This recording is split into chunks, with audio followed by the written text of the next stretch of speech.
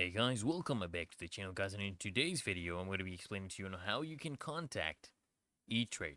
So if you go to their contact us page on their website, you'll see they have a bunch of options. So one is, of course, you can call them, okay? You can speak to their customer service representative about your bank or brokerage account. You just have to call them on this number right here.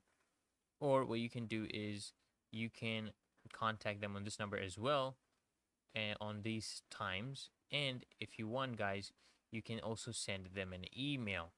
So they have a registered email accounts. Okay, you can contact them on their email or their social media platforms, or you can also mail them directly. So here you can send them a normal post mail, physical mail. So you can send a regular mail at this mail address, or you can send an overnight mail at this one right here, guys.